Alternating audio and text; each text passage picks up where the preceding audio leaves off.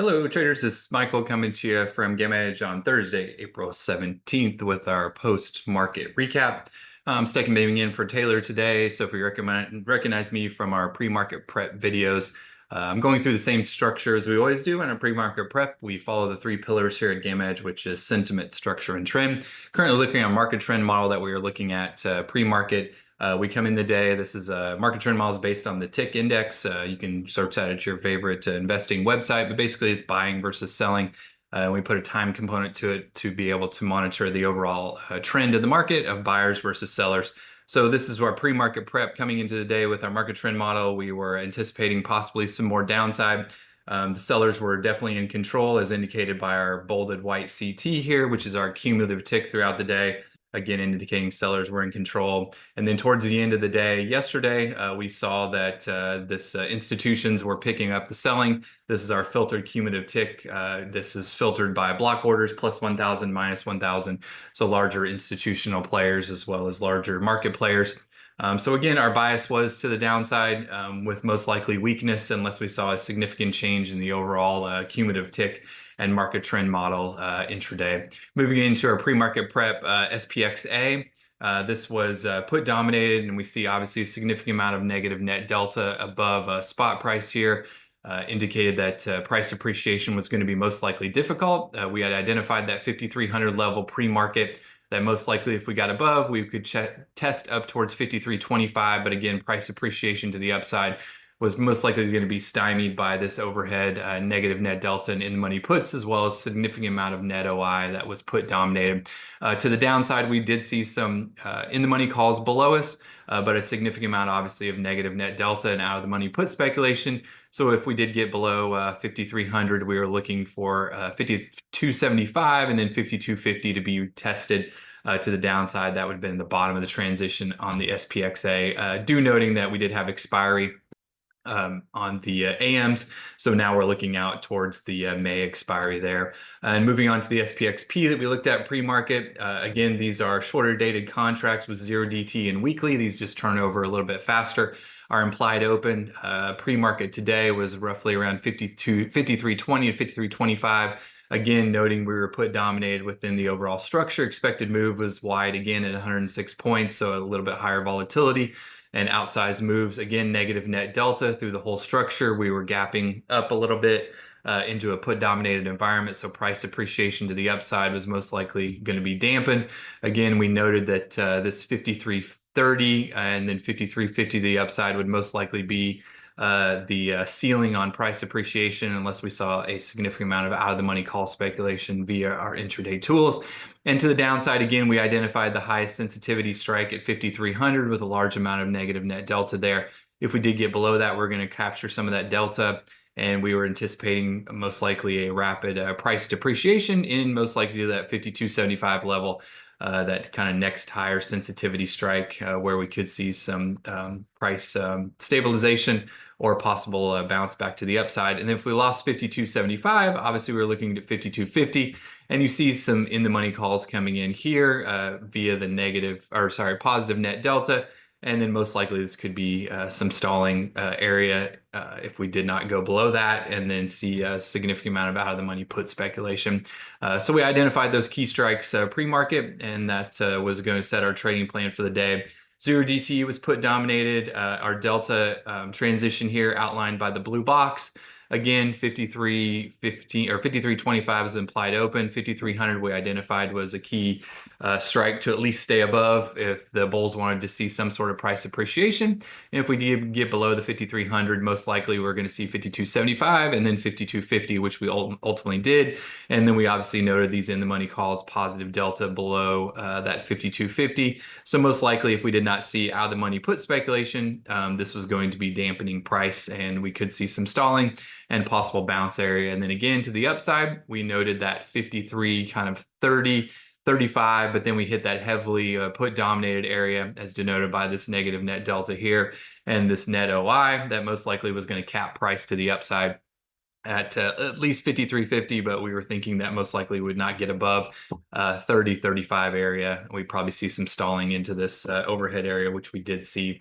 Moving on to the Delta balance pre-market. Again, we did not see a significant amount of out-of-the-money call speculation. Basically, this Delta balance chart is telling you what is happening with options positioning above spot price and below spot price. The quick takeaway TLDR is this blue line is our delta balance, and we need to see it above 0 if we want to see bulls towards 1 if it's call dominated for the bull case, and then if it's below 0 and trending down towards -1, that is most likely put dominated, put speculators are in control, or at least not a significant amount of call speculation to the upside. So most likely price appreciation again will be difficult. So we identified that pre-market and stated that for our members. And then moving on to the tick market trend model for today, we did see some improvement. We saw some filtered cumulative tick towards the end of the day with a little bit of price appreciation, as you see here via the SPX, but it really was just kind of lazy and lethargic. We did not see any significant urgency with the buyers to the upside with a linear up type pattern. Really, it was just kind of flat and bouncing back and forth above the moving averages, so price appreciation was not going to be as significant to the upside. And then our breadth indicator up here indicated that new lows were still outpacing new highs, so more stocks were being sold than bought. So again, dampening price appreciation was our thesis for the day. Looking at our volume command intraday, we'll let this restart here in just a few minutes. But again, what we'll notice is the call centroid did not rapidly appreciate to the upside, so call speculation was not happening in a significant amount. We do see these transactions just happening right around this 53.50 level, but not really to the upside with any significant urgency. And then to the afternoon, you'll see this kind of start trending down. And then obviously we got the confluent price depreciation to the downside. On the other side, the puts, we did not see a significant amount of put speculation to the downside, but also did not see a significant rapid rise that would most likely indicate puts were transacting higher and higher. With a significant amount of put closing also. So again, you see this kind of sideways price action chop that's indicated by our two vol-m linear fit lines. And when they're with a crossing type pattern, this is a consolidation pattern that you'll see throughout the day.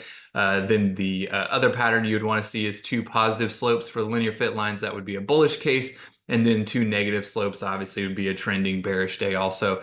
So we identified early on that most likely this is going to be a chop day right around that 5,300 level with 53.30, 50 capping price action. And then to the downside, we had already discussed about the 52.50. Which ultimately ended the day. Obviously, lower volume heading into a longer weekend and a holiday weekend.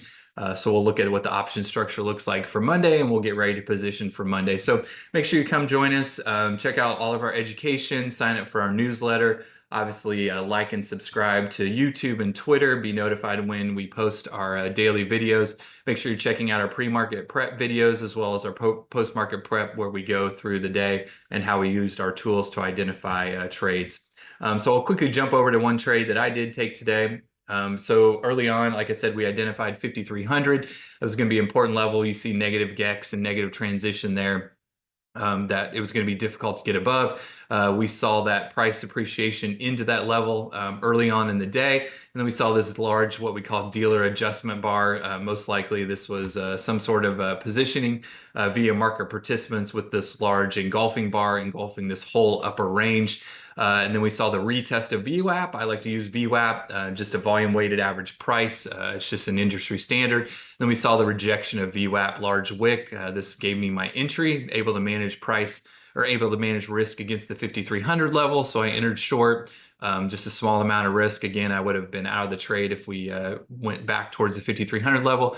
And we did see the MTM really just kind of trending sideways and the vol-m command really not transacting higher. Then we saw the sell-off obviously pretty quickly, rapid movement to the downside. This is your indication to take profits when the trade moves in your direction very rapidly. And then we identified obviously 52.50 was most likely going to be that price dampening level. And then we actually hit this level of 52.60, which is COTMP. This is a a proprietary level we have here at GammaEdge. Basically, this is when a significant amount of in the money puts, or sorry, out of the money puts go in the money. And usually what we see is some sort of monetization event as those put speculators want to get paid for their risk. So we saw a bounce off that level and then obviously back to 5,300, chopped around, went above it, and then ultimately closed below it for the day. So anyway, hopefully that helps. That was a trade I took today using some of our tools intraday. We went over the pre-market prep and our three pillars here at GammaEdge: sentiment, structure, and trend that we always follow every day.